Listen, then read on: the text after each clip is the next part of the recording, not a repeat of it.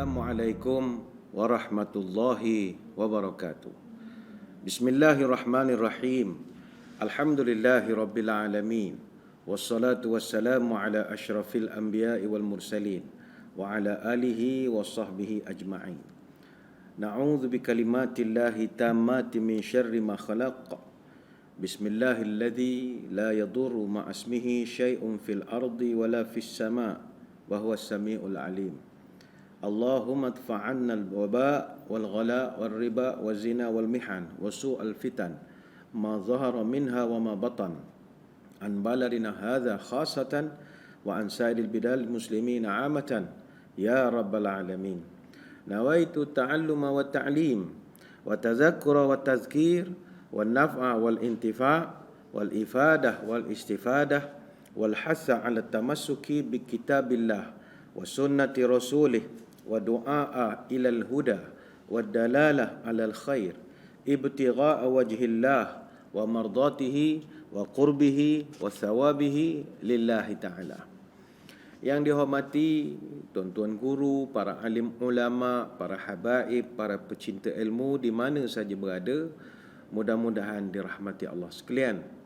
Seperti biasa pada hari ini kita bersama dalam program Minda Imam Besar Kuliah Duha Perdana yang dibawakan eksklusif kepada tuan-tuan puan-puan oleh Pusat Kutipan Zakat Majlis Agama Islam dan Adat Resam Melayu Pahang dan diadakan di Masjid Negeri Sultan Ahmad I Kuantan.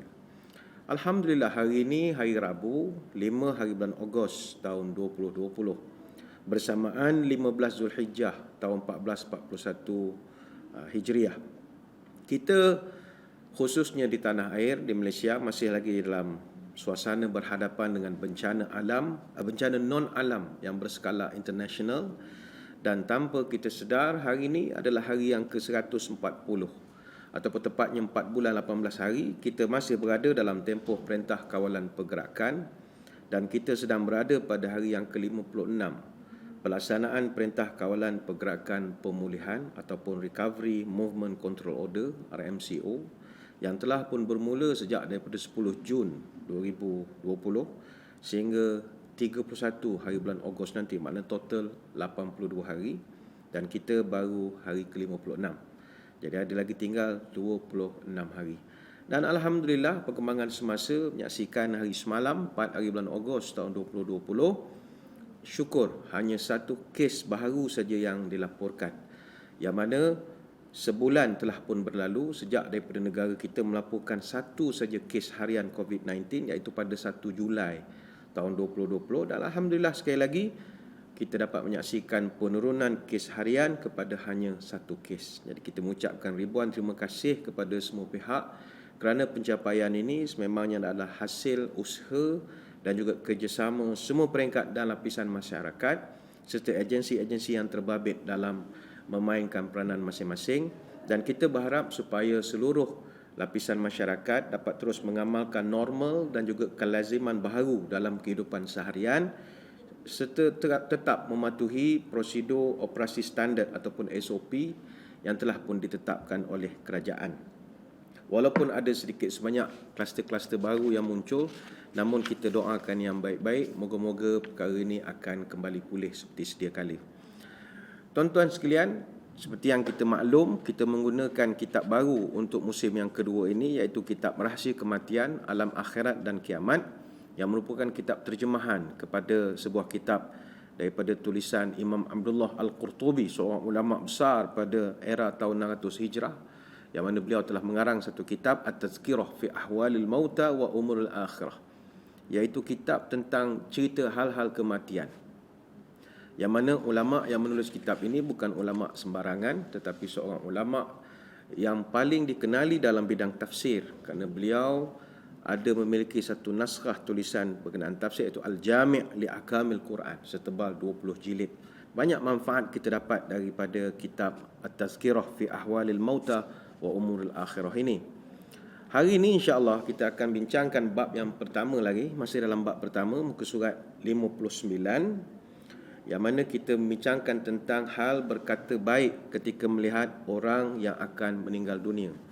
Namun sebelum kita masuk kepada bab berkata baik ketika melihat orang yang nak meninggal dunia ini, pada kesempatan minggu lalu kita akan membahaskan sedikit bab talqin. Jadi sebabkan kesuntukan masa, kita sambung sedikit saja pada minggu ini berkenaan tentang talqin yang tak sempat kita habiskan. Seperti yang kita maklum dan kita dah pelajari, kata Imam Al-Qurtubi, talqin ini diajarkan kepada orang yang nak meninggal dunia ataupun sedang nazak, sedang sakaratul maut. Tetapi masalah kita di Nusantara, khususnya di Malaysia, talqin kita buat kat kubur. Orang dah ke bumi, dah ditutup kubur, kemudian ditalqinkan. Berdasarkan perbahasan hukum talqin mayat, menurut mazhab yang 4, ada diberikan perincian. Secara umum, talqin ini secara bahasa maknanya mengajar ataupun nak memberi kefahaman secara lisan. Macam apa yang saya sedang lakukan sekarang, saya sedang talqinkan juga tuan-tuan. Jadi kita yang mengajar di sekolah, kita sedang mentalqinkan anak-anak murid. Jadi secara istilahnya pula, talqin ini adalah mengajar dan mengingatkan kembali kepada orang yang meninggal dunia atau yang baru saja dikuburkan dengan kalimat-kalimat tertentu. Jadi mentalqinkan mayat ini sudah menjadi satu tradisi masyarakat kita dan sudah dilakukan sejak turun-temurun. Lalu timbul perbahasan dan pertanyaan, benarkah apa yang kita lakukan ini? Baik, para ulama pada hakikatnya berbeza pandangan tentang permasalahan ini. Pertama, sebahagian daripada ulama mazhab Hanafi, sebahagian ulama mazhab Maliki, kemudian ulama mazhab Syafi'i dan ulama mazhab Hambali, dia mengatakan mentalqinkan mayat selepas dikuburkan hukumnya juga adalah sunnah. Sebagaimana Syekh Ibnu Abidin, dia ni seorang yang bermazhab Hanafi, dia menyebutkan wa innama la yunha 'anit talqin ba'da dafni li'annahu la darara fihi bal naf'un fa innal mayyita yasta'nisu bizikri. Sesungguhnya tidak dilarang mentalqin mayat selepas dikuburkan, hanyalah kerana tidak ada mudarat di dalamnya, bahkan terdapat manfaat, sebab mayat akan memperolehi manfaat daripada pemberitahuan tersebut. Ini kita boleh rujuk dalam kitab Hasyiah Radul Mukhtar ala Durril Mukhtar. Begitu juga Syekh Al-Mawaq dari mazhab Maliki juga ada menyebutkan, idza udkhila al-mayyitu qabrahu fa innahu yustahabbu talqinuhu fi tilka as-sa'ah wa huwa fi'lu ahli al-Madinah salihin min al-akhyar li'annahu mutabiqun liqaulihi ta'ala wa dzakkir fa inna dzikra tanfa'ul mu'minin wa ahwaju ma yakunu al-'abdu ila tazkir billahi 'inda su'alil malaikah. Kalau mayat telah dimasukkan ke dalam kubur, maka sesungguhnya disunahkan mentalqinkan pada ketika itu, kerana hal ini merupakan perbuatan ataupun adat penduduk Madinah yang baik, kerana sesuai dengan firman Allah Ta'ala wa zakir fa inna zikra tanfa'ul mu'minin, dan berilah peringatan kerana sesungguhnya peringatan itu bermanfaat khusus bagi orang yang beriman, dan seorang hamba sangat memerlukan peringatan tentang Allah ketika ditanya oleh malaikat. Senada dengan kedua-dua ulama ini, Imam An-Nawawi yang kita kenal dari mazhab Syafi'i juga memberitahu yustahabbu talqinul mayyiti aqiba dafnihi fayajlisu 'inda ra'sihi insanun wa yaqulu ya fulan ibn fulanin wa ya Abdullah bin amatillah udhkuril ahda allazi kharajta 'alaihi minad dunya syahadata an la ilaha illallah wahdahu la syarikalah wa anna muhammadan abduhu wa rasuluh wa anna al-jannata haqqun wa anna an-nara haqqun wa anna al-ba'tha haqqun wa anna as-sa'ata atiyatun la raiba fiha wa anna allaha yab'atsu man fil qubur wa annaka radita billahi rabba wa bil islami dina wa bi muhammadin sallallahu alaihi wasallam nabiyyan wa bil qur'ani imama wa bil ka'bati qiblatan wa bil mu'minina ikhwanan. Disunahkan untuk kita mentalqinkan mayat dalam keadaan segera selepas kita mengkebumikannya, di mana seorang akan duduk di depan kepala mayat atau jenazah dan berkata, wahai fulan, anak kepada fulan, wahai hamba Allah, anak kepada hamba perempuan Allah, mana kepada mak dia, ingatlah janji yang atasnya kamu keluar dari dunia, iaitu penyaksian bahawa tiada Tuhan selain Allah yang Maha Esa, tidak ada sekutu baginya. Sesungguhnya Nabi Muhammad adalah hamba dan rasulnya. Ketahuilah syurga itu benar, neraka itu benar, kebangkitan itu benar, kiamat itu pasti datang, tiada keraguan di dalamnya. Allah akan membangkitkan orang yang ada dalam kubur. Dan sungguh kamu telah redha Allah sebagai Tuhan, Islam sebagai agama, Nabi Muhammad sebagai Nabi, Al-Quran sebagai imam, Kaabah sebagai kiblat, dan kaum mukminin sebagai saudara. Ini ada direkodkan dalam kitab Al-Majmu'. Syekh Al-Bahuti dari mazhab Hambali pula mencatatkan, wa sunnah talqinuhu ay al-mayyiti ba'da dafni 'inda al-qabri li hadithi Abi Umamah al-Bahili. Disunnahkan untuk mentalkin mayat selepas diletakkan di dalam kuburan kerana hadis riwayat Abi Umamah al-Bahili. Baik, ini pandangan yang pertama. Jadi apa yang kita buat tidak jadi masalah. Yang kedua, ada sebahagian ulama mazhab Hanafi pula menegaskan mentalkin mayat atau jenazah selepas dikuburkan hukumnya harus. Syekh Az-Zailai dari mazhab Hanafi menyebutkan anna talqin al-mayyiti mashru'un li'annahu tu'adu ilaihi ruhuhu wa aqluhu wa yafhamu ma yulaqqanu. Sesungguhnya mentalkin mayat itu disyariatkan sebab rohnya dikembalikan kepadanya. Begitu juga akalnya. Maka dia akan memahami apa yang kamu talqinkan atau apa yang kamu ajarkan. Ini boleh rujuk dalam kitab Tabyinul Haqa'iq Syarah Kanzud Daqa'iq. Dan di antara ulama yang membolehkan mentalqin jenazah termasuklah juga Ibn Taymiyah. Kata beliau, talqinuhu ba'da mautihi laysa wajiban bil ijma' wala kana min amalil muslimin al masyhur bainahum ala ahdin nabi wa khulafa'ih bal zalika ma'thurun an ta'ifatin minas sahabah ka Abi Umamah wa Wasil bin Asqa. Mentalqin mayat itu tidak wajib, kata beliau, berdasarkan ijma', juga tidak termasuk perbuatan yang masyhur di kalangan umat Islam pada zaman Nabi dan para khalifah, tetapi diceritakan dari sebagian sahabat seperti Abu Umamah, Wasilah bin Al-Asqa. Fa min al-a'immati man rakhasa fihi kal Imam Ahmad wa qad istahabbata ta'ifatun min ashabihi wa ashabi Syafi'i wa min al-ulama'i man yakrahuhu li'i'tiqadihi annahu bid'ah. Fal aqwalu fihi salasatun al-istibab wal karahah wal ibahah wa hadha a'dalul aqwal. Justru sebagian ulama membolehkannya, seperti pandangan Imam Ahmad dan sebahagian sahabat kepada Imam Ahmad dan sebahagian daripada sahabat-sahabat Imam Syafi'i mensunahkannya, dan sebahagian ulama menghukumkannya sebagai makruh. Jadi demikian, ada 3 pendapat dalam hal ini, sunnah, makruh ataupun mubah. Dan pendapat yang terakhir iaitu mubah adalah pendapat yang paling adil. Itu jelas huraian ulama tentang ini.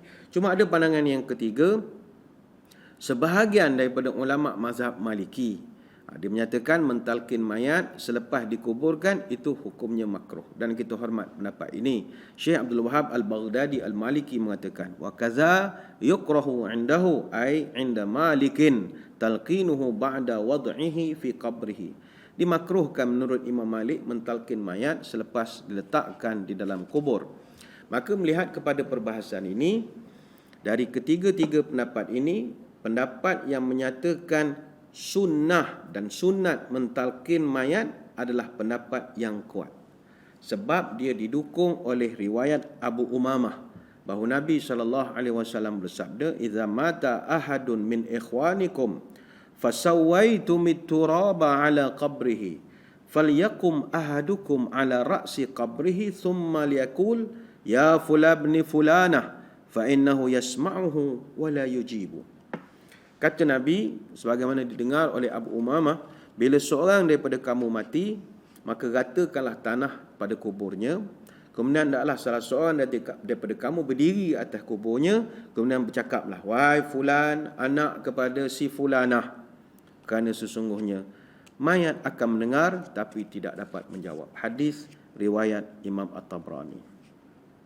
Jadi selesailah perkara berkenaan dengan talqin ini. Jadi tidak timbul permasalahan tentang hal ini.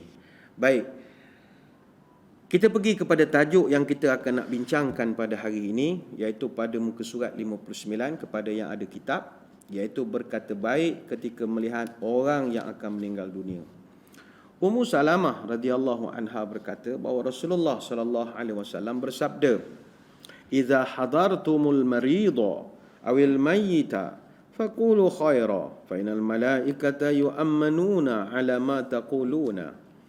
Jika kamu semua melihat orang yang sedang sakit atau orang yang akan meninggal dunia, maka berkata-katalah yang baik, kerana malaikat akan mengaminkan semua perkataan kamu. Hadis riwayat Imam Muslim. Ketika Abu Salamah meninggal dunia, Ummu Salamah pergi menemui Rasulullah sallallahu alaihi wasallam lalu berkata, "Ya Rasul, Abu Salamah telah meninggal dunia." Lantas Nabi pun berkata, "Ucapkanlah, ya Allah, ampunilah dosaku dan dosa orang yang meninggal dunia ini. Berikanlah aku ganti balasan yang baik." Maka Allah telah menggantikannya dengan orang yang lebih baik kepadaku, iaitu Rasulullah sallallahu alaihi wasallam. Ummu Salamah, dia suami meninggal, selepas selesai dia berkahwin pula dengan baginda Nabi. Diriwayatkan juga dari Ummu Salamah, dia mengatakan bahawa Rasulullah sallallahu alaihi wasallam melihat Abu Salamah yang telah meninggal dunia dengan mata yang masih terbuka. Maka baginda Nabi memejamkan mata Abu Salamah dan berkata, apabila roh telah keluar dari jasad, maka mata akan terus memperhatikan. Keluarga Abu Salamah semuanya menjerit kerana meninggal dunianya Abu Salamah. Maka Rasulullah sallallahu alaihi wasallam berkata kepada mereka, "Hendaklah kamu memohon yang baik-baik sahaja, kerana malaikat akan mengaminkan kata-kata kamu." Kemudian Nabi berdoa, "Ya Allah, ampunilah dosa Abu Salamah serta orang yang ditinggalkannya dan tinggikanlah darjatnya. Ya Allah, lapangkanlah dan berikanlah cahaya di dalam kuburnya." Para ulama mengatakan bahawa apabila kamu melawat orang sakit atau menziarahi orang meninggal dunia, maka ucapkanlah kata-kata yang baik, kerana malaikat akan mengaminkan semua kata-katamu ketika itu. Oleh sebab itu, ulama amat suka sekali menjenguk orang saleh yang meninggal dunia, kerana mereka dapat mengambil pelajaran daripada kematian orang saleh itu dan mendoakannya serta orang yang ditinggalkannya. Malaikat akan mengaminkan segala permohonan yang diucapkan ketika itu, sehingga semuanya bermanfaat bagi si mati dan orang yang ditinggalkannya.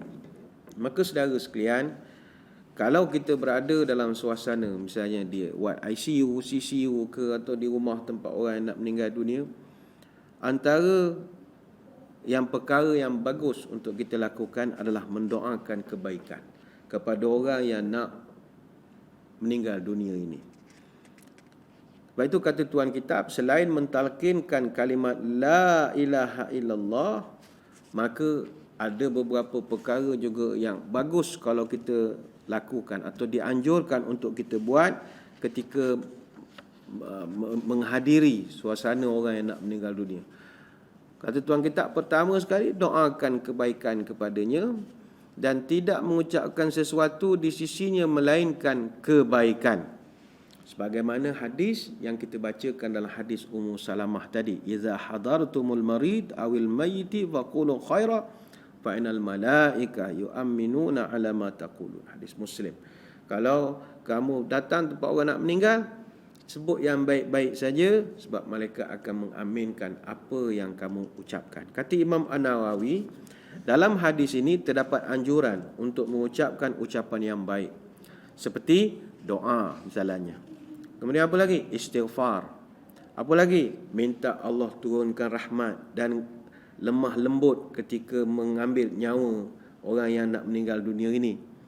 Pengarang kitab Al-Mufhim lima ashkala alaihi min sahih Muslim mengatakan, wa min hadha istahabul ulama'una ayahdurul mayit salihun wa ahlul khair halata mauti liyadhkiruh wa yad'u lahu wa liman yakhlifuh wa yaqulu khaira wa yajtami'u du'a'uhum wa ta'minul malaika fayantafi'u bizalikal mayit wa man yusabu bihi wa man yakhlifuh.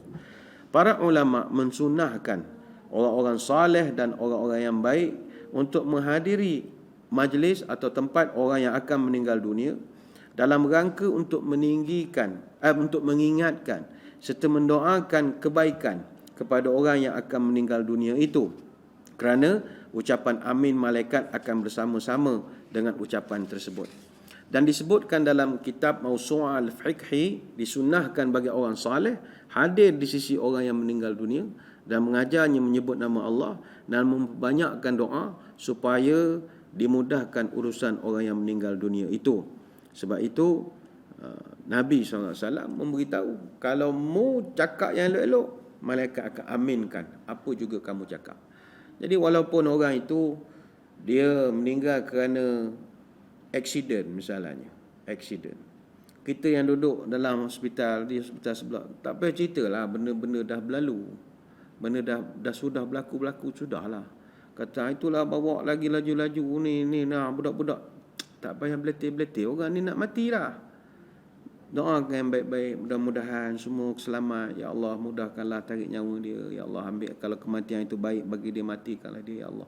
Ini duk mengungkit cerita awak tu lah. Mak dah cakap, cukup lah. Dia dah let bygone be bygone lah. Kita tak boleh nak ubah benda yang dah berlaku. Tapi kita boleh bantu ubah benda yang berlaku akan datang. Jadi doakan yang baik-baik pada dia. Yang kedua, kata Tuhan kita, berikan rasa tenang kepada dia. Sebab dia ni nak meninggal dunia.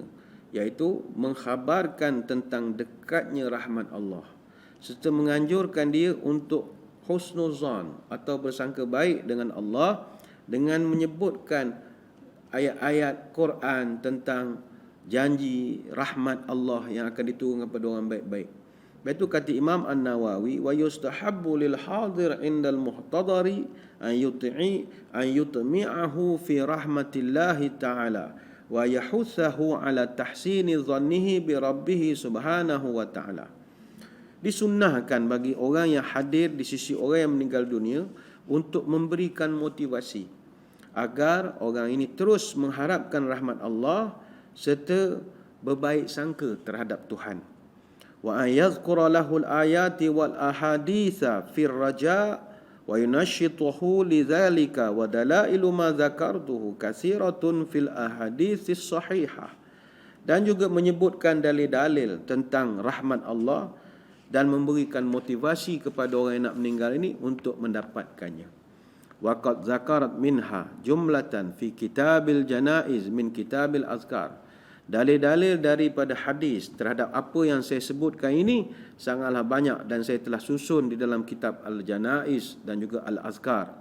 Wa fa'alahu Ibnu Abbas li Umar bin Khattab radhiyallahu anhum inda ikhtidarihi wa bi Aisyah aidan wa fa'alahu Ibnu Amr bin Al-As bi abihi wa kullu fi sahih.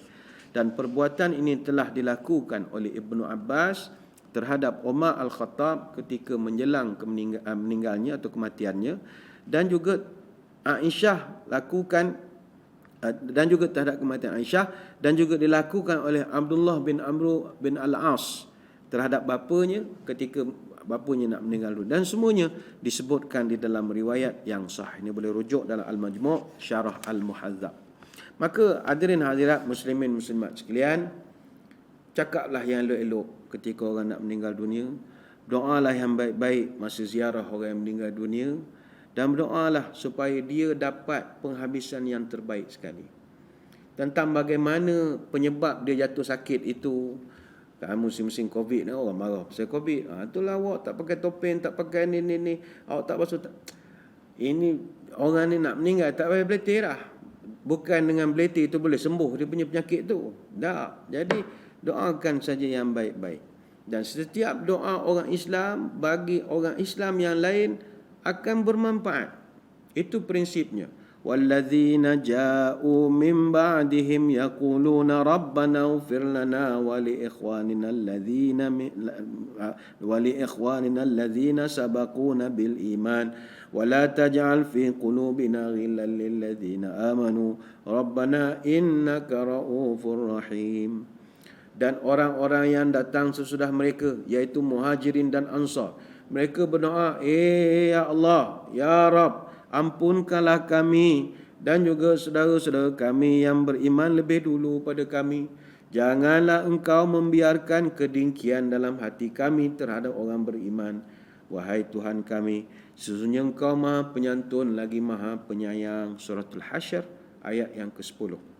Kata ulama tafsir, ayat ini menunjukkan bahawa di antara bentuk kemanfaatan yang dapat kita beri kepada orang yang masih hidup dan juga kepada orang yang meninggal dunia, iaitulah membacakan atau memberikan doa-doa yang baik kepada mereka. Kata Syekh Abdul Rahman bin Nasir As-Sa'di, doa dalam ayat ini mencakupi semua orang Islam, baik para sahabat yang terdahulu ataupun selepas mereka, dan menunjukkan keutamaan iman, iaitu setiap orang beriman diharapkan boleh memberi manfaat antara satu sama lain dengan menggunakan doa mereka. Begitu juga dalil daripada hadis Nabi, da'watul mar'il muslim li akhihi bi zahril ghaib mustajabatun inda ra'sihi malakun muwakkalun kullama da'a li akhihi bi khairin qala al malakun muwakkalu bihi amin walaka bimithlin. Doa seorang muslim kepada saudaranya dalam keadaan orang tu tidak tahu, itu sangat mustajab di sisi Allah. Bahkan ketika dia berdoa, akan datang satu malaikat mengaminkan di sebelahnya. Contoh kita doa, ya Allah, kawan aku ni dah menderita sakit, ya Allah, ringankanlah sakit dia, ya Allah. Ketika kita minta diringankan sakit, berikanlah rahmat, beri kesian belas pada dia, malaikat akan aminkan doa itu, dan malaikat walaka bimithli, mu pun dapat rahmat juga. Setiap benda baik kita sebut akan diaminkan oleh malaikat, awak juga akan dapat. Maka jangan cakap benda-benda mengarut, benda-benda mengungkit-ungkit benda yang dah lalu. Doa saja yang baik-baik. Dan ingat, doa kepada saudara kita yang sudah meninggal dunia adalah di antara doa kepada yang dikira doa yang orang itu tidak tahu. Dia kan sekarang ramai orang doa, tapi doa untuk orang dalam keadaan orang yang didoakan itu tahu. Contohnya kita dalam WhatsApp group, rajin misalnya, pagi-pagi hantar dah salam subuh semua, didoakan semuanya sukses pagi ini, takbir contoh. Dia doakan kepada ahli grup dia, tapi semua orang tahu dia doa. Doa yang terbaik Nabi menceritakan adalah doa orang tak tahu. Mangkali lepas sembahyang dia doa, ya Allah, kurniakanlah rahmat dan berkat kepada seluruh ahli grup WhatsApp aku, WhatsApp jiran lorong kat rumah, WhatsApp grup pejabat, WhatsApp grup adik-beradik. Dia doa, dia zahril ghaib, tak ada orang tahu. Semua doa itu diaminkan oleh malaikat. Ataupun ada orang dia favorite dia doa dalam Facebook, doa lah dalam wall, ya Allah berikanlah rahmat bagi orang yang like posting ini. Doa juga, orang pun like lah juga nak dapat rahmat. Tapi itu doa tidak salah, tapi doa yang lebih disukai oleh Nabi, doa bizahril ghaibi, doa yang tidak diketahui. Dan doa kepada orang yang meninggal, itu memang dia tak tahu betul doa daripada kita. Maksudnya tak didengari, bukan depan-depan, dan itu sangat mustajab. Ada timbul perbahasan, kalau kita pergi berkawan dengan rakan-rakan kita yang non-Muslim, kita kena terima hakikat bahawa kita duduk dalam masyarakat majmuk, berbilang bangsa, berbilang kaum dan berbilang agama. Jadi bagaimana kita nak mendoakan kebaikan kepada orang-orang bukan Islam yang telah meninggal? Ini diberikan penjelasan oleh para ulama. Mendoakan supaya orang bukan Islam diampunkan dosa selepas mereka mati, itu tak dibenarkan. Selepas mereka mati. Maknanya contoh tokek kita makan gaji ni 10 tahun, meninggal dunia. Dek kerana kita sayang termakan budi, dia ni baik, tak kira belanja sokmo, minum duit, bagi loan mudah pulang, tak ada bunga, baik sangat. Kerana kita sayang, kita buat tahlil ke dia. Tahlil, minta panggil orang masjid, moga Allah ampunkan. Selepas dia dah meninggal dunia, itu tak dibenarkan. Para ulama sepakat perkara ini diharamkan. Kata Imam An-Nawawi, wa amma salatu 'alal kafir wa du'a lahu bil maghfirah fa haramun bin nasil Quran wal ijma'.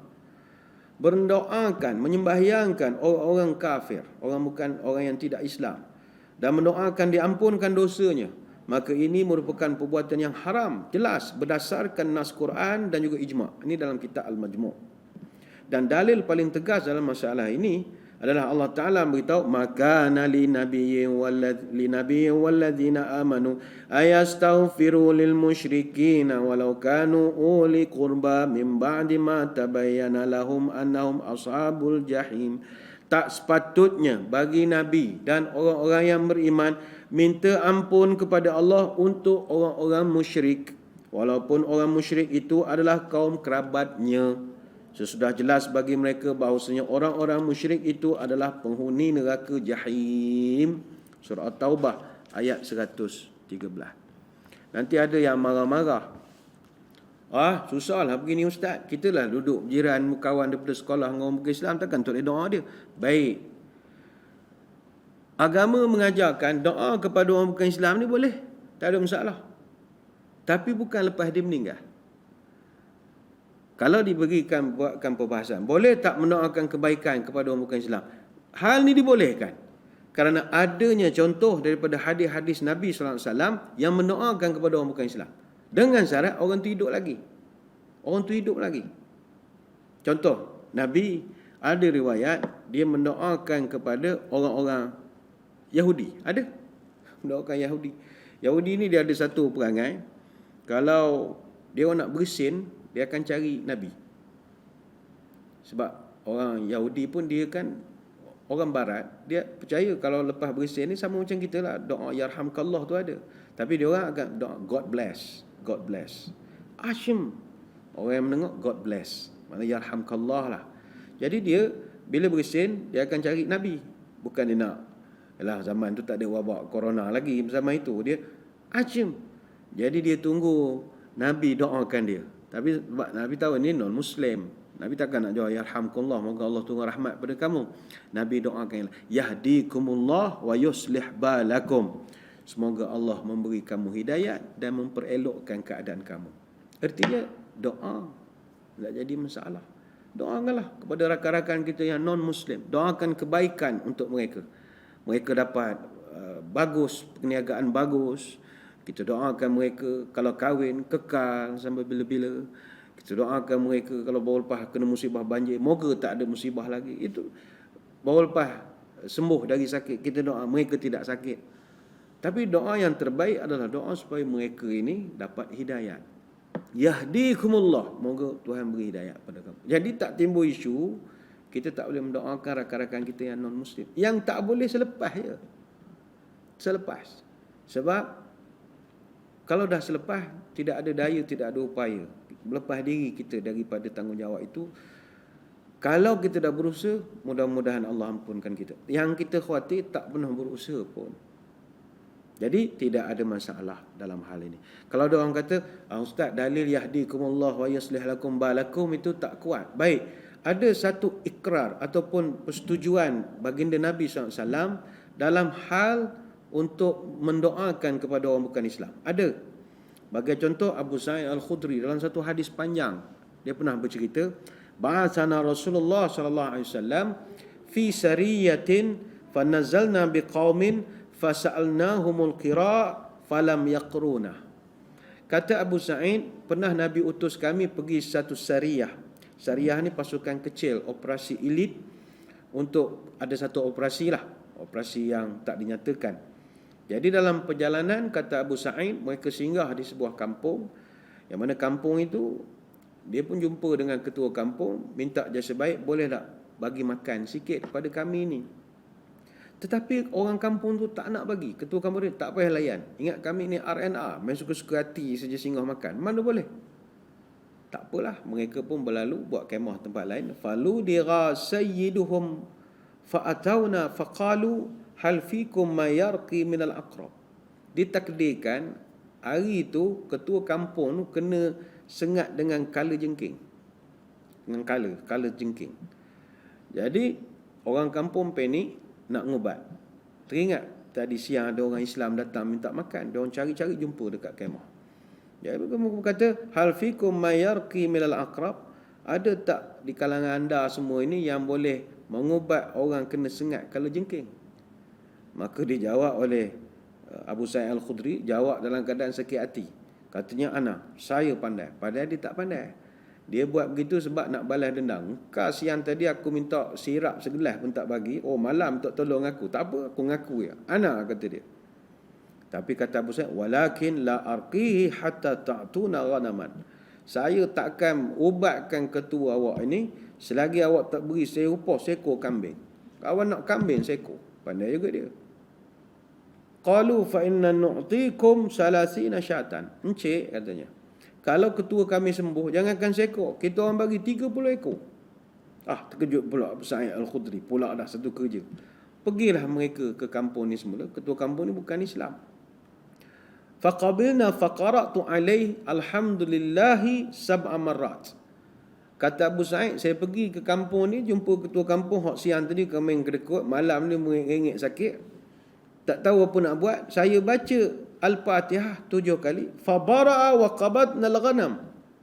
Ternyata ketua kampung ni lepas saya baca Fatihah 7 kali, sembuh. Bila sembuh, saya dapat kambing 30 ekor. Ringkas cerita, bila dapat 30 ekor, bawa balik ke kemah. Anggota yang lain pun tanya, guna gaya kita nak operasi ngek kambing 10 kilo ni? Entah, kau pun tak tahu juga. Beginilah. Rasa macam salah pula baca Fatihah dapat 30 kambing. Dah guna gaya. Kita patah balik Madinah. Selesaikan hai kambing dulu, tanya bos, tanya Nabi dulu, boleh tak ambil ni? Bawa balik. Patah balik ke Madinah.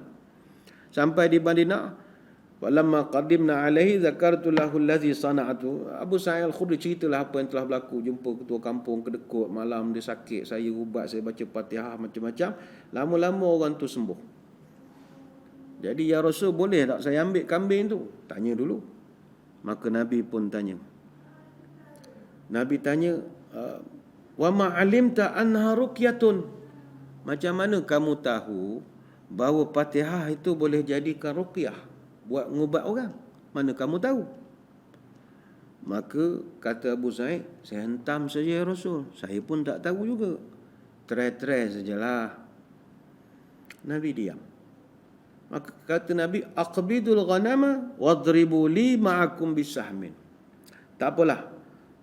Ambillah kambing itu, bagi aku sikit nanti. Hadis riwayat Imam Tirmizi, Bukhari dan juga Muslim. Hadis ini adalah ikrar Nabi. Maknanya Nabi tak mengatakan perbuatan itu salah. Apa benda yang Nabi ikrarkan? Pertama, ada tak Nabi marah ketika dengar Abu Sa'id Al-Khudri doakan seorang bukan Muslim jadi sembuh? Tak ada marah. Maka tidak marahnya Nabi itu maknanya dibenarkan. Mana tak adalah bila Abu Sa'id kata, ya Rasul, pakcik tu bapak lah kedekutnya, tak bagi langsung air sirap segelas. Malam saya pergi tu, dia minta tolong, saya baca Fatihah. Nabi tak respon. Siapa suruh kau baca Fatihah? Siapa suruh kau pandai-pandai ubat ke dia? Dia lentak, dia mati. Tak. Nabi diam itu maknanya dibenarkan.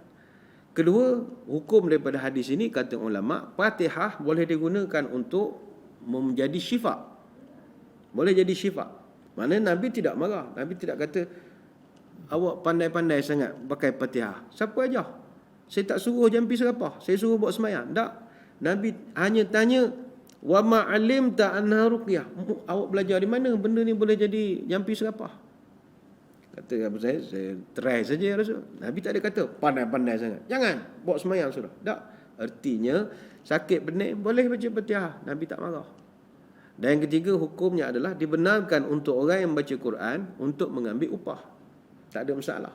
Kalau pun orang kata, alah ikhlas je lah Syekh. Ikhlas je lah mana? Sahabat 30 kambing, bukan 3 kilo, 30 ekor. Fatihah je. Artinya itu ada perbahasan oleh para ulama. Cuma ulama pesan nak doakan kebaikan kepada orang bukan Islam ni, walakin la budda an yulahiz ad-da'i an la yakunul kafir aduwwal muslimin. Akan tapi mendoakan kebaikan kepada orang bukan Islam itu mesti diperhatikan bahawa orang itu bukanlah musuh peperangan dengan orang-orang Islam. Ini ta'liq dalam kitab Adabul Mufrad.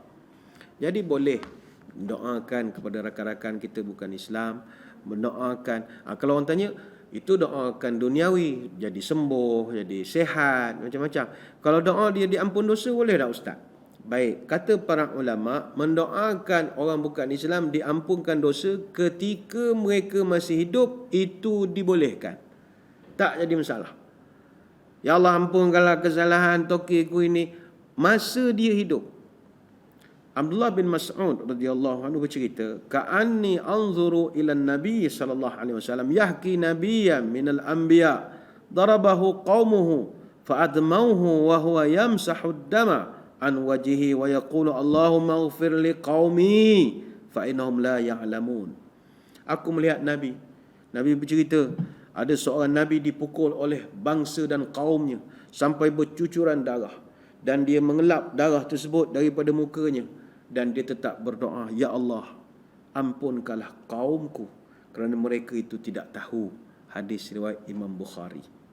Sahal bin Sa'ad radhiyallahu anhu cerita tentang bagaimana perasaan Nabi ketika perang Uhud. Yauma idzin ishtadda ghadabullah ala qaumi kalamu wajha Rasulillah thumma makatha sa'atan thumma qala Allahumma ighfir li qaumi fa innahum la ya'lamun. Nabi kata sahabat memuncak kemurkaannya ataupun menahan sakit, dia marah menahan sakit, dan ketika itu juga Allah murka kepada orang yang melukakan wajah baginda Nabi dalam peperangan. Tetapi Nabi tiba-tiba diam sebentar dan dia lantas berdoa, Ya Allah, ampunkanlah kaumku kerana mereka tidak tahu. Ini hadis riwayat Imam At-Tabrani. Padahal muka kena batu-batu entak dia, orang bukan Islam, tetap doakan keampunan kerana mereka tak tahu. Ya. Jadi balik kepada cerita tadi, berkata-kata yang baik, doakan yang baik-baik, doalah pada siapa-siapa saja sementara mereka hidup.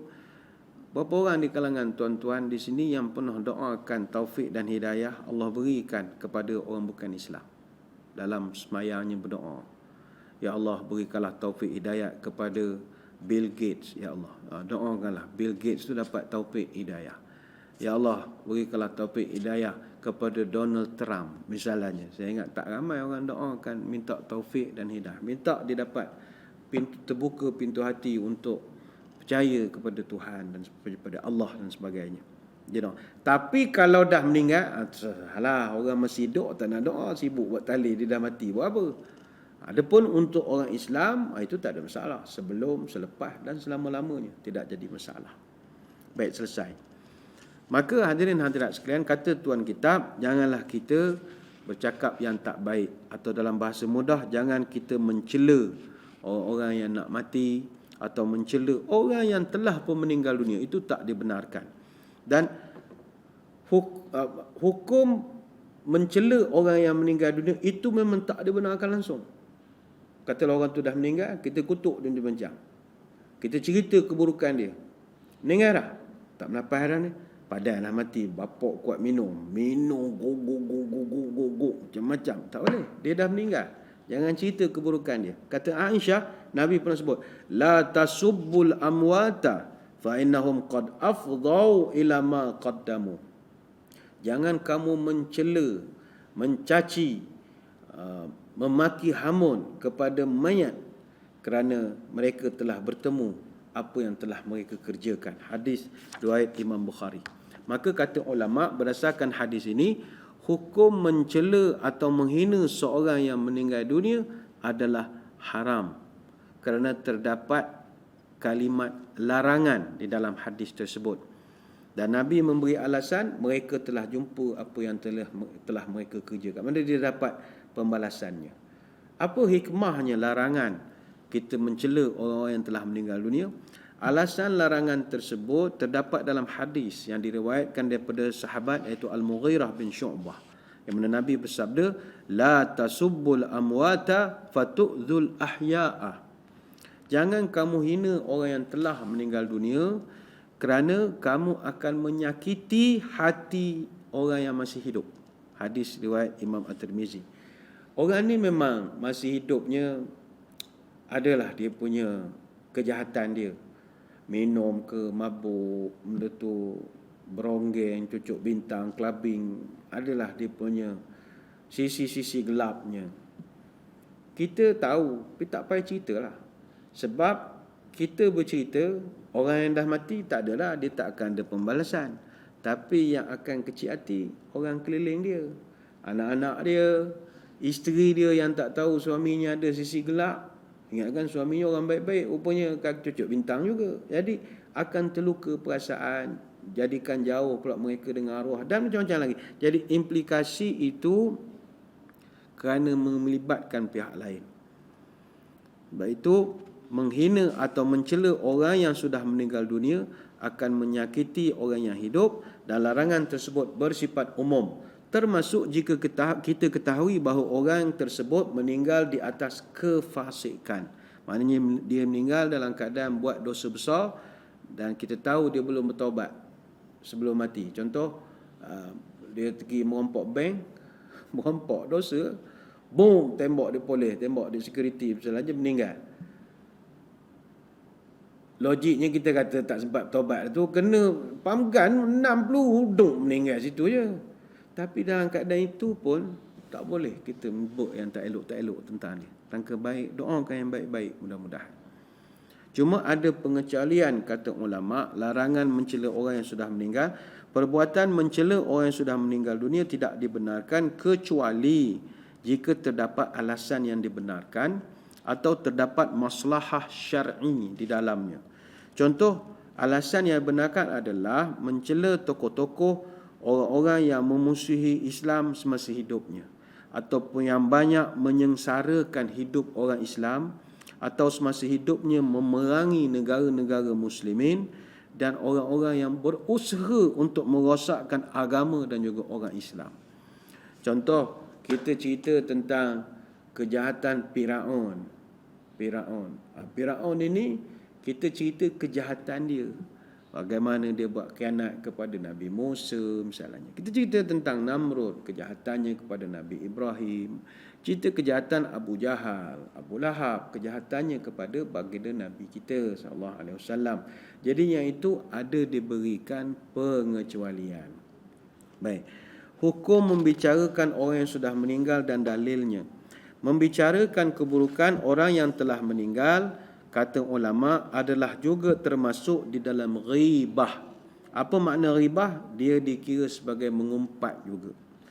Membicarakan dalam Islam, menceritakan keburukan mereka yang telah meninggal sama saja dengan ghibah, dan perkara ini adalah diharamkan. Kata Abu Hurairah radhiyallahu anhu, Nabi sallallahu alaihi wasallam pernah bertanya, "Tahukah kamu apakah itu ghibah?" Maka jawab para sahabat, "Allah dan Rasulnya saja yang lebih tahu." Maka Nabi pun menjawab, "Idza zakarta akhaka bima yakrahu faqad ightabtahu." Kalau kamu sebut saja apa juga perkara yang orang itu tidak suka, maka kamu telah dikira mengumpat ataupun ghibah kepada dia. Apa saja yang dia tak suka. Sahabat pun heran, "Ya Rasul, guana gamak, kalau apa yang kami sebut tu adalah benda yang memang betul ada pada dia, bukan kami reka-reka." Contoh, ini contoh bukan nak resi apa semua. Contoh, dia kulit gelap, kulitnya hitam. Jadi kami memang panggil dia black contohnya. Boleh tak ya Rasul? Kami tahu kulit dia gelap, kami panggil black. Benda betul. Lainlah kalau dia kulit gelap, kami panggil dia yellow. Itu salah. Ini memang betul. Ataupun dia tinggi badan macam model, tinggi. Kami panggil dia panjang misalnya. Salah ke ya Rasul? Atau dia badan besar, perut boroi. Kami panggil dia Roy. Macam tu. Salah ke ya Rasul? Mana benda tu betul-betul wujud pada orang itu. Salahkah kami panggil? Apa jawab Nabi? In kana fihi ma taqul faqad ightabtahu wa illam yakun fihi ma taqul faqad bahattahu. Kalau apa yang kamu cakap itu benar-benar ada pada dia, itu kamu dikira mengumpat dia, sebab dia sakit hati dengan gelaran itu. Dia kulit gelap, awak panggil dia black, lagi dia sakit hati. Tak payah panggil sajalah. Tapi yang lebih bahaya, wa illam yakun fihi ma taqul faqad bahattahu. Kalau apa yang kamu gelarkan dia itu tak ada pada dia, kamu telah dikira melakukan fitnah. Fitnah, menuduh benda palsu. Fitnah macam mana? Gini, orang tu kulit gelap, daripada zaman sekolah sampai sekarang kita panggil dia black. Rupanya bila buat ujian klinikal, kulitnya tu ujian dermis dekat pejabat kimia, baru kita tahu kulit dia bukannya black, tapi dark brown. Maknanya selama berbelas tahun kita fitnah dia. Patutnya kita tak boleh panggil dia black, kena panggil dia dark brown. Itu yang paling tepat. Oh, susahlah ustaz, semua nak buat ujian klinikal semua macam zaman COVID pula tak. Senang cerita, mulut tu tak apalah celupa sangat manggil orang ikut paras rupa dia. Dia gelap, lentak lah dia gelap. Dia kurus, lentak dia kurus. Dia gemuk, biarlah rezeki dia. Kita panggil saja yang baik-baik. Sebut saja yang baik-baik. Waktu itu pernah Aisyah radhiyallahu anha. Satu riwayat menyebut satu hari dia nampak satu orang perempuan. Perempuan ni pendek. Orang faham panggil pandak. Maknanya kalau dia berdiri dengan suaminya tu, dia tu paras pinggang saja. Orang jenis rendang begitu kan. Jadi terpacul dari mulut Aisyah, ma aqsaraha. Nabi duduk sebelah. Ma aqsaraha, kata, pendeknya, kata dia. Nabi tegur, iqtabtiha. Awak dah mengumpat dia. Kata Aisyah, mengumpat celah mana ya Rasul? Cuba tengok. Memang pendek betul. Saya tak mereka-reka. Tengok suami dia tinggi, dia pakai pinggang. Kata Nabi, zakarti aqbaha ma fiha. Mu telah ucapkan satu perkataan. Kalau dia dengar, dia kecil hati ke tidak? Kecil hati. Itu mengumpatlah, kata Nabi. Hadis riwayat Imam Muslim. Jadi senang cerita, orang yang dah meninggal pun jangan kita sebut. Apa keburukan dia pernah buat, let bygone be bygone. Dia dengan Tuhan, dia dah menghadap Tuhan dia sekarang. Dia dah menghadap penciptanya sekarang. Dia akan dapat pembalasan mengikut apa yang dia telah buat. Tinggal kita doakan yang baik-baik. Doakan yang baik-baik. Kejahatan dia ada, itu kita sama kita sajalah, PM tepi. Tapi kita doakan yang baik-baik. Sebab itu buruknya berkata benda-benda yang tak elok ini, di sisi Allah memang Tuhan tak suka. Dan Allah memang pandang hina orang yang mulut celupa, tak boleh cakap benda elok-elok.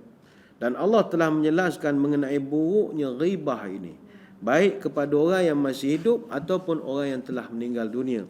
Ya ayyuhalladzina amanu ijtanibu katsiran minadh-dhanni inna ba'dadh-dhanni itsm wa la tajassasu wa la yaghtab ba'dukum ba'dha ayuhibbu ahadukum an ya'kula lahma akhihi maitan fakarihtumuh wattaqullaha innallaha tawwabur rahim.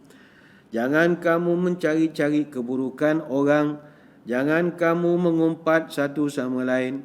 Adakah ada di antara kamu suka makan daging saudaranya yang dah meninggal? Maka tentulah kamu merasa jijik. Bertakwalah kepada Allah. Sesungguhnya Allah Maha Penerima taubat lagi Maha Penyayang. Surah Al-Hujurat ayat yang ke-12. Ada satu riwayat, marra Amr bin al-As ala bibaghal mayyitin faqala wallahi la an ya'kula ahadukum min lahmi hadha hatta yamla'a batnahu khairul lahu min an ya'kula lahma akhihi al-muslim. Amr bin al-As, dia lalu dekat satu kawasan yang ada bangkai seekor baghal. Baghal ni adalah haiwan yang terhasil daripada perkahwinan kuda dengan keldai. Mana bapak dia kuda, mak dia keldai. Dapat anak nama baghal. Cerdik baghal ni sebab dia campuran, hybrid. Tapi Amr al-As lalu dekat kawasan ada bangkai baghal. Dia pun mengata, demi Allah, salah seorang daripada kamu makan daging bangkai ni sampai kenyang, sampai seeh, itu jauh lebih baik daripada dia makan daging saudaranya sendiri, sesama Islam. Maka sebaiknya lah bagi kita ini, ceritakanlah kebaikan orang-orang yang telah meninggal dunia. Sebab itu dianjurkan kita untuk memperbanyakkan cerita kebaikan masa dalam proses jenazah tu.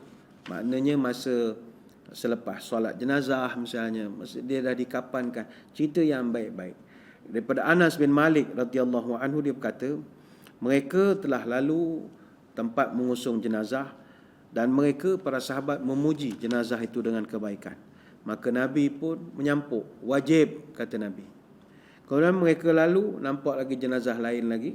Kemudian sahabat pun ceritakanlah tentang ada beberapa PL buruk jenazah ini. Maka Nabi pun kata, wajib. Jadi Umar Al-Khattab lantas bertanya, apakah yang wajib itu ya Rasul? Maka Nabi pun menjawab, hadza asnaitum alaihi khairan fawajabat lahul jannah wa hadza asnaitum alaihi syarran fawajabat lahun nar antum syuhada Allah fil ardi. yang kamu puji kebaikannya, maka wajiblah baginya syurga. Dan yang kamu sebut keburukannya, maka wajiblah baginya neraka. Ingat, kamu adalah saksi-saksi Allah di muka bumi. Hadis riwayat Bukhari dan Muslim. Ada satu riwayat daripada Abul Aswad. Aku telah datang ke Madinah, lalu aku duduk berhampiran dengan Umar Al-Khattab. Kemudian tiba-tiba lalulah satu jenazah. Lalu jenazah itu orang ramai puji kebaikan arwah ni. Arwah ni dulu baik, arwah ni bagus orangnya. Maka Umar pula mengatakan wajib. Kemudian duduk lagi, lalu pula jenazah yang lain. Maka orang pun pujilah kebaikannya. Dia kata bagus mayatnya, arwah ni dulu gini. Umar mendengar wajib. Dan lalu lagi jenazah ketiga, disebutkan pula keburukan. Dia ni dok cetong, kata orang saja kerja, bapak gangster, orang sebut keburukan dia. Umar kata wajib, kata Umar Al-Khattab. Maka kata Abu Al-Aswad, aku pun tanya kepada Umar Al-Khattab, wahai Amirul Mukminin, benda apa wajib dia menyampuk pada tadi? Maka Umar jawab, aku bercakap sebagaimana aku dengar sendiri. Nabi pernah mengatakan, ayyuma muslimin syahida lahu arba'atun bi khairin adkhalahu Allahul jannata. Mana-mana orang Islam yang menjadi saksi atau menyaksikan atau memuji kebaikan arwah orang yang meninggal ini, 4 orang saja jumlahnya, Allah akan masukkan arwah ni ke dalam syurga. Lalu dia berkata, orang tu tanya lagi, kalau 3 orang yang muji? Kata Umar Al-Khattab, 3 orang pun boleh. Kata Umar Al-Khattab. Orang kata, kalau 2 orang puji macam mana? Kata, 2 orang pun okey juga. Kata Umar Al-Khattab. Kemudian kami tidak lagi bertanya kepada dia, kalau seorang pula puji macam mana? Tak berani, banyak ada soalan. Jadi sebab itu, macam kita di Malaysia, kita ada satu budaya. Selepas habis solat jenazah, kita akan doakan kepada jenazah. Kemudian imam pun akan tanya, apa kita saksi kepada mayat ini? Semua jawab, kebaikan. Apa kita ini? Kebaikan. 3 kali kan? Kita akan mengakui kebaikan arwah ini. Sebab ada hikmahnya, penyaksian kita akan memberi syafaat kepada arwah ini. Baik itu bahasa mudahnya, tak payahlah cakap yang tak elok, cakap yang elok-elok sajalah. Cakap yang baik-baik saja. Baik ini dulu, baik. Walaupun dia adalah kebengongan dia 2-3 perangai, kita cerita yang baik-baik. Betul ada satu riwayat Hamad bin Salamah daripada Thabit daripada Anas radhiyallahu an, ma min muslimin yamutu fayashhadu arba'atun min jiranihil ad-daina annahum la ya'lamuna minhu illa khairan illa qala Allah ta'ala qad qabiltu qawlakum wa ghafartu lahum ma la ta'lamun. Tidaklah seorang Muslim yang meninggal, kemudian 4 orang jirannya yang paling dekat memberi penyaksian bahawa dia tidak tahu apa-apa melainkan baik saja arwah ni dulu, maka Allah akan mengatakan, aku terima ucapan kamu dan aku ampunkan apa-apa yang kamu tidak tahu. Maka itulah hukum membicarakan orang yang sudah meninggal. Dan kita menghormati mereka. Dan orang yang meninggal ini kita kena hormat, bukan sekadar orang Islam. Orang bukan Islam pun kita hormat kalau kematian mereka. Baik itu kata Amir bin Rabi'ah, "Idza ra'aitumul janazata faqumu hatta tukhallifakum." Apabila kamu melihat jenazah, bangunlah sampai jenazah itu melintas daripada kamu. Jangan duduk sila panggung, pegang rokok, menengok jenazah. Tak, bangun. Mesti menghormat. Ini hadis riwayat Imam Muslim. Dalam hadis lain kata Abu Sa'id Al-Khudri, "Idza ra'aitumul janazata faqumu faman tabi'aha fala yaq'ud hatta tudha'a." Apabila kamu melihat jenazah lalu mesti mau bangun. Dan siapa yang mengiringinya, maka janganlah dia duduk sehinggalah jenazah diletakkan. Hadis riwayat Bukhari dan Muslim. Jadi kita kok duduk di warung tengah minum air, lalu ben jenazah lelak. Elok bangunlah, tinggallah air teh tu sekejap, bangun. Bukan suruh tabik, hormat saja. Lalu duduk balik. Ataukah lalu satu band lagi, bangunlah, hormat saja. Bukan suruh tabik, pedap. Bangun sebagai menghormati. Dan lagi bagus cakap yang baik-baiklah. Dan mudah-mudahan perjalanan dia selamat. Ini tanggungjawab kita. Kita buat ke orang, esok kita mati orang buat kita pula. Mana kawan kita, kau ni ngapa sejak tengok kuliah duha jadi begini ni. Mayat lalu bangun. Kawan belajar, kalau mayat lalu bangun hormat, doakan baik-baik. Awak esok aku mati kan jangan tak buat begitu. Jadi kawan kita ni ingatlah. Jadi kita meninggal esok dia pun ingat. Dia kata arwah dulu orang meninggal dia bangun. Kita bangunlah. Jangan duduk lagi kubur tak masuk. Punya orang hormat.